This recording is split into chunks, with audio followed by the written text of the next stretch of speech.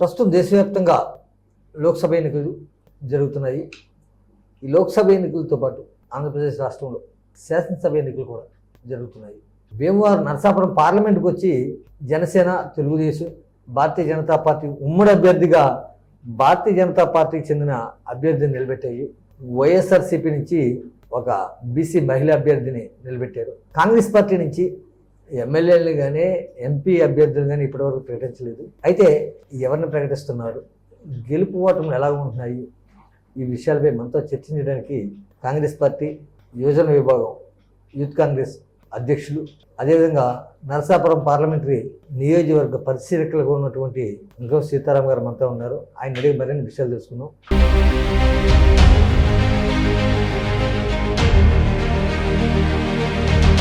సీతారాం గారు, నరసాపురం పార్లమెంట్లో పోటీ చేయడానికి వైఎస్ఆర్ కాంగ్రెస్ పార్టీ నుంచి, అలాగే భారతీయ జనతా పార్టీ, జనసేన, తెలుగుదేశం పార్టీ ఉమ్మడి అభ్యర్థులుగా కూడా ప్రకటించారు. మీ కాంగ్రెస్ పార్టీ నుంచి ఎవరు పోటీ చేస్తున్నారు, ఎవరైతే బాగుంటుందని మీరు ఊహిస్తున్నారు?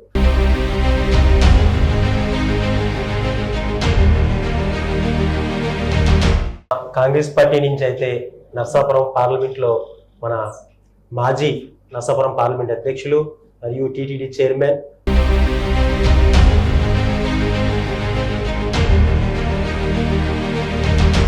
గత దశాబ్ద కాలంగా అంటే 10 సంవత్సరాల నుంచి కాంగ్రెస్ పార్టీ ఓటమి చెందుతూ వచ్చింది అన్ని రాష్ట్రాల్లో కూడా. ఈ ఎన్నికల్లో అయినా సరే కాంగ్రెస్ పార్టీ పుంజుకుంటుందంటారా? భారతీయ జనతా పార్టీని ఢీకుండే శక్తి సామర్థ్యాలు కాంగ్రెస్ పార్టీకి ఉన్నాయనుకుంటున్నారు మీరు?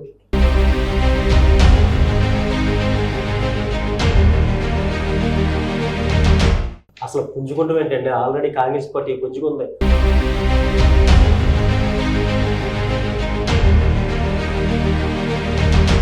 అంటే కాంగ్రెస్ పార్టీ ఇప్పుడు ఆంధ్రప్రదేశ్ రాష్ట్రంలో కాంగ్రెస్ పార్టీ ఏ మేరకు విజయం సాధిస్తుందని మీరు భావిస్తున్నారు?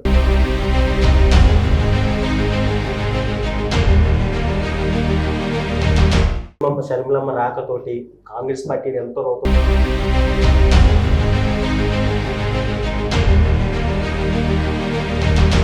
జగన్మోహన్ రెడ్డి గారు, వైఎస్ఆర్సీపీ జగన్మోహన్ రెడ్డి గారు అనేక సంక్షేమ పథకాలు ఇచ్చామని ఆయన చెబుతున్నారు. నేను ఇన్ని సంక్షేమ పథకాలు ఇచ్చాను, నా వల్ల మీకు మంచి జరిగింది అంటేనే ఓటేయండి, లేకపోతే వద్దంటూ ఆయన చెబుతున్నాడు. అదేవిధంగా జనసేన, తెలుగుదేశం, భారతీయ జనతా పార్టీలు కూటమిగా ముందుకెళ్తున్నాయి. ఈ తరుణంలో కాంగ్రెస్ పార్టీ ఏ విధంగా విజయం సాధిస్తుందని మీరు భావిస్తున్నారు?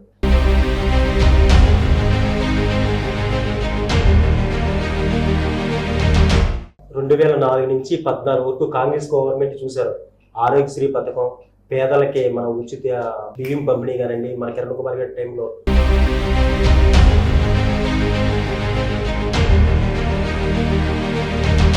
మనకి పివిఎల్ నరసింహరాజు గారు, కలపూడి రాంబాబు గారు ఇద్దరు కూడా అధిక సంపన్నులు. అదేవిధంగా భీమవరం గంధి శ్రీనివాస్ గారు, అంజిబాబు గారు అధిక సంపన్నులు. వీళ్ళిద్దరి మధ్యన ఒక సామాన్య మధ్యతరగతి కుటుంబం నుంచి వచ్చి మీరు వీళ్ళందరినీ ఏ విధంగా ఎదుర్కొంటారు?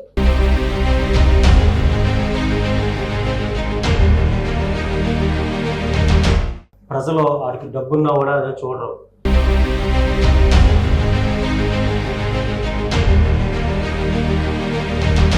ప్రస్తుతం దేశవ్యాప్తంగా లోక్సభ ఎన్నికలు జరుగుతున్నాయి. ఈ లోక్సభ ఎన్నికలతో పాటు ఆంధ్రప్రదేశ్ రాష్ట్రంలో శాసనసభ ఎన్నికలు కూడా జరుగుతున్నాయి. ప్రస్తుతం ఆంధ్రప్రదేశ్ రాజకీయం ఒక కురుక్షేత్రంలో ఉంది. ఈ కురుక్షేత్రంలో గెలిపేవారు జనసేన, తెలుగుదేశం, వైఎస్ఆర్సీపీలు ఒక కూటమిగా ఏర్పడి ముందుకు ఎన్నికల్లో మిగతా పార్టీలను ఎదుర్కొనడానికి ముందుకు వెళ్తున్నాయి.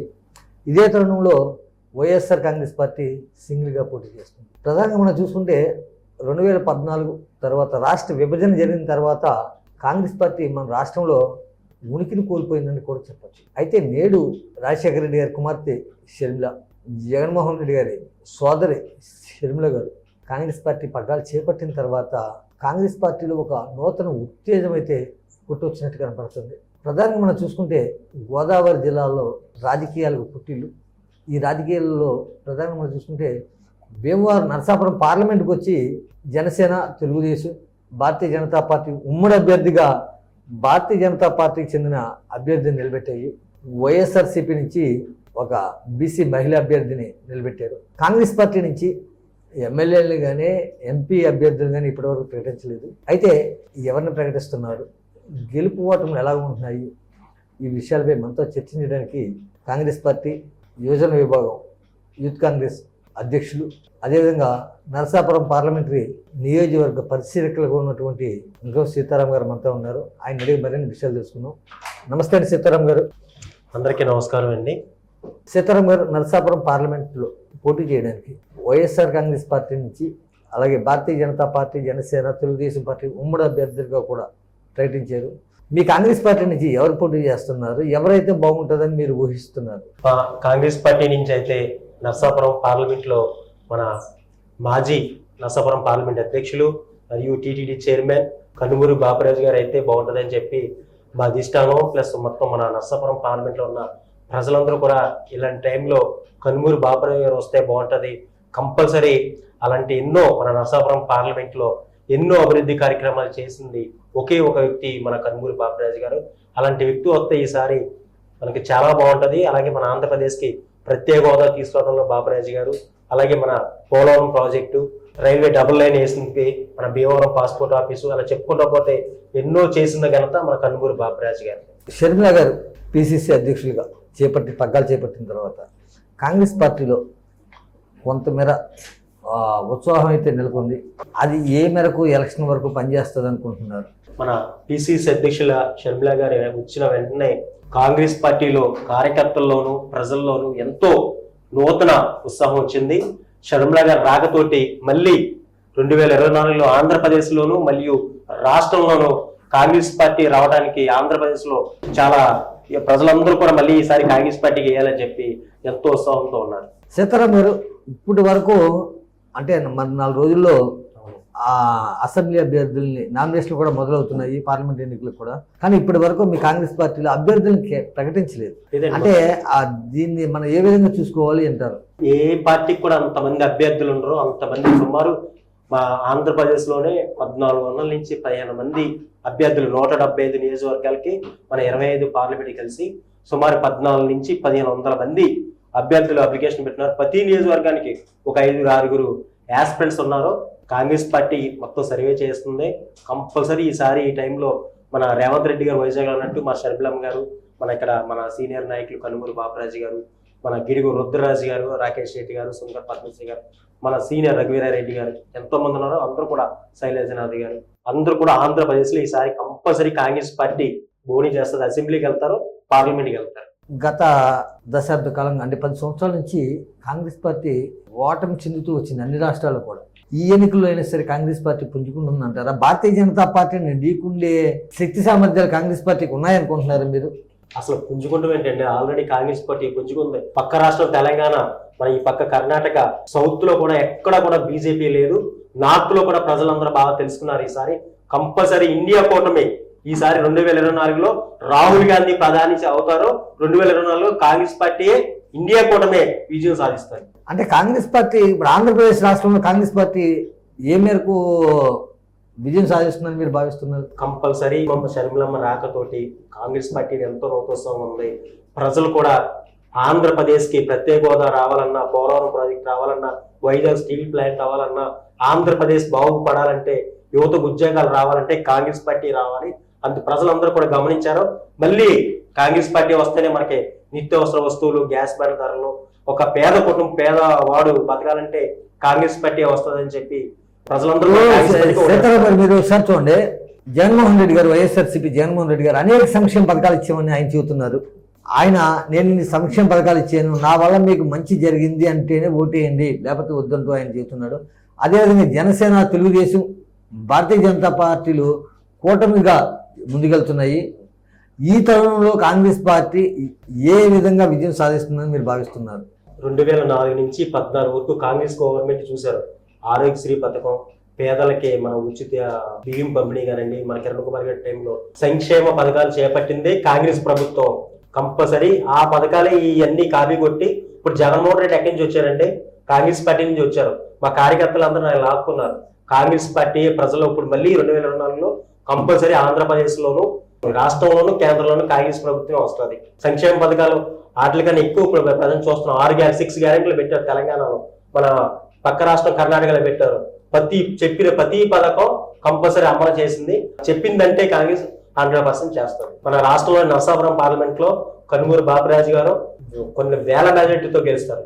కాంగ్రెస్ పార్టీ నుంచి మీరు ఉండి నియోజకవర్గాన్ని ప్లస్ భీమవరం నియోజకవర్గానికి కూడా 2 ఆశిస్తున్నారు, ఎక్కడి నుంచి అయినా పోటీ చేయడానికి సిద్ధంగా ఉన్నారు అని ప్రచారం జరుగుతుంది.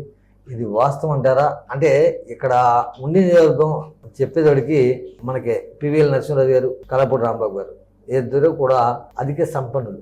అదేవిధంగా భీమవరం గంధి శ్రీనివాస్ గారు, అంజిబాబు గారు అధిక సంపన్నులు. వీళ్ళిద్దరి మధ్యన ఒక సామాన్య మధ్యతరగతి కుటుంబం నుంచి వచ్చి మీరు వీళ్ళందరినీ ఏ విధంగా ఎదుర్కొంటారు? భీమవరం నియోజకవర్గం నుంచే నేను యాస్పిరెంట్ అండి. భీమవరం నియోజకవర్గానికి అప్లికేషన్ ఇచ్చాను. నా పేరు కూడా పరిశీలనలో ఉంది. కంపల్సరీ ప్రజలు వారికి డబ్బున్నా కూడా చూడరు.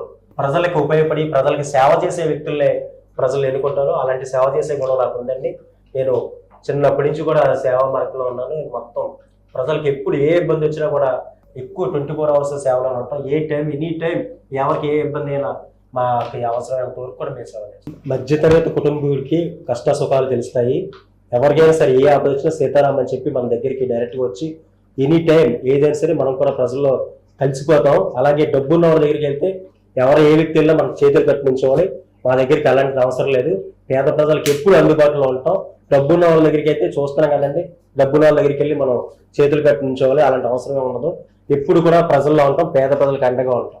కేంద్రంలో 2009లో రాహుల్ గాంధీ గారికి ప్రధాని అయ్యే అవకాశం వచ్చింది. కానీ ఆయన ప్రధాని తీసుకోలేదు. ప్రజల్లోకి వెళ్ళాలని చెప్పి ప్రజల కష్ట సుఖాలు తెలుసుకోవాలని చెప్పి ఆయన భారత జోడో యాత్ర అని చెప్పి మొత్తం భారతదేశం అంతా కూడా ఆయన పాదయాత్ర చేసి ప్రజల కష్ట సుఖాలు తెలుసుకున్నారు ఆయన. అలాగే మన ఆంధ్రప్రదేశ్ లో పిసిసి అధ్యక్షులు మన వైఎస్ షర్మిలారెడ్డి గారికి ఆవిడ ఎంతో కష్టపడుతుంది. పోలవరం ప్రాజెక్టు ప్రత్యేక హోదా తీసుకురావాలని చెప్పి ఆవిడ ఎంతో మంచి సంకల్పంతో ఆంధ్రప్రదేశ్ కి ప్రత్యేక హోదా తీసుకొచ్చి ఆంధ్రప్రదేశ్ ని బాగుపడాలి, అందరికి ఎన్నో వేల ఉద్యోగాలు ఇచ్చి ఆంధ్రప్రదేశ్ ని ఎంతో మన ప్రాజెక్టులు తీసుకొచ్చి చేయాలని చెప్పి షర్మిలమ్మ గారు అంటున్నారు. షర్మిలమ్మ గారి నాయకత్వం ఆంధ్రప్రదేశ్ రాష్ట్రంలో కేంద్రంలో రాహుల్ గాంధీ గారి నాయకత్వం కాంగ్రెస్ పార్టీకి ఓటు వేసి ప్రజలందరూ గెలిపిస్తారని చెప్పి కోరు ప్రార్థిస్తుంది. జై కాంగ్రెస్, జై జై కాంగ్రెస్.